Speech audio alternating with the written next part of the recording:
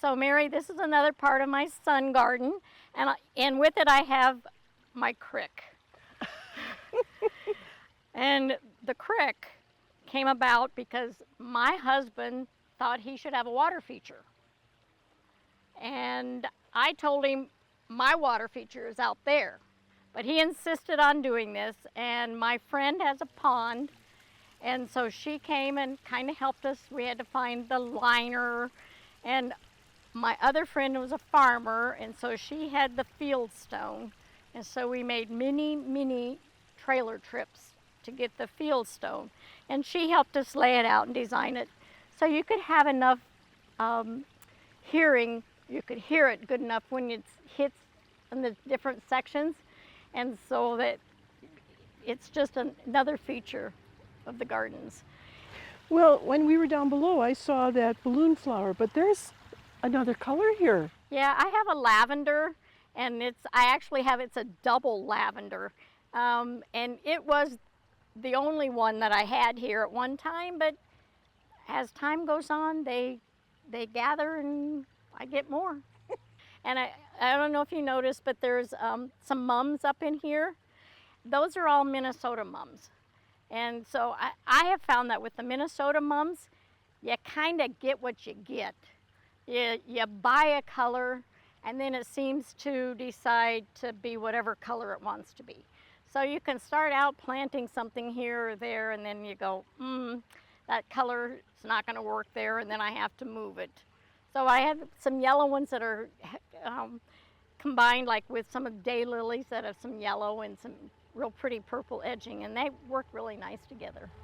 Well, and I see you've got a clematis here on a little arbor. I do have a clematis. My clematis, everybody has trouble growing clematis, and I have clematis, grows wild everywhere. In fact, I'm always digging it out, and it's like, somebody take the clematis. Well, I see you've got even a bigger arbor. Tell me about this. Yeah, if you go up to more into the shade gardens, you're going to find that you'll walk past this arbor my husband and I built. It's an old satellite dish, and it's a mesh one, and so it's airy, and it's really nice. And I grow an Engelmann ivy on it, which I have to make sure I watch it because it will spread and run, so I have to keep it trimmed back. But otherwise, I really like it. It's a nice place to sit and listen to the water. To me, it looks like the hostas and these beds go on forever. Can we go up and see more? We sure can. So Mary, this is the upper part of our garden, and it came about because of the Hosta Shed.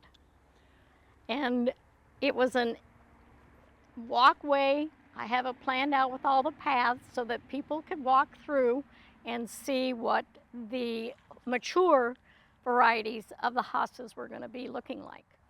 So how many hostas did you sell at the Hosta Shed? Was that a regular business? It was a regular business, and we sold, I think he was selling about 3,000 to 5,000 a year. Is that where you got a lot of the plants that you have in here? It is. A lot of the different varieties came from purchasing plants to sell. I always got at least one of the plants to put out in the garden, and my husband always wrote it down. I got one. Were the trees here, or have you planted more in order to have the shade? The trees were all on the property except for the hydrangeas. The hydrangeas, we planted those. Now, we're kind of a ways away from your house. Do you have any trouble with the deer up here, and what do you do? We do have the deer. They have, and they were here before we were. They have a path that goes down and across into the woods. But I spray deer repellent, liquid fence. I use quite a bit of liquid fence. And I have also used the Milorganite, and the Milorganite also helps with a little bit of the fertilizing.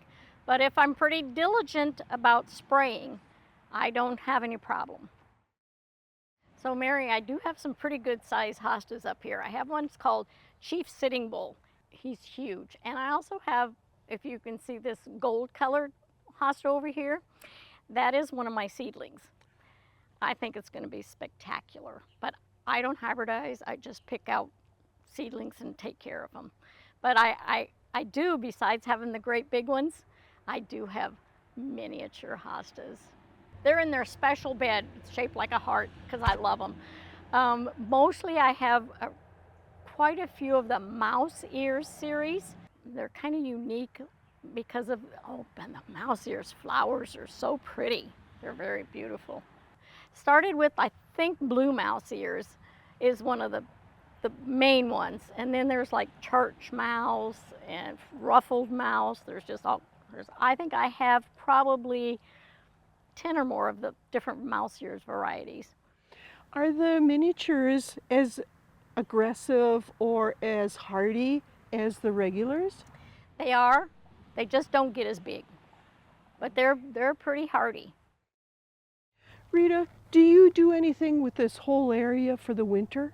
I trim back the flowers when they start looking bad, but I have to make sure that I disinfect my tools every time I cut a flower, because there is a virus out there called Virus X now, Hosta Virus X, and if you don't disinfect between all the flowers when you're cutting them back, you will get Virus X. And Virus X can stay in a plant for 10 or more years. They don't even know for sure how long it can be. But you might have had a plant for 15 years and then one day it shows up with the Virus X. If you're dividing them, disinfect your spade or your shovel or whatever you're going to use. Make sure you disinfect between plants. If somebody wants to start a bed, what recommendation would you have? Well, the first I would say, check with your neighbors that have flowers. So people are always trying to get rid of plants that they don't want to just throw away. They'd like to have. Now, when I do my dividing, it was really easy when we had the Hosta Shed. So I just put them in a container and set them out, and people would take them. But otherwise, you just go all the nurseries around and find your favorite, and hopefully it all works out for you.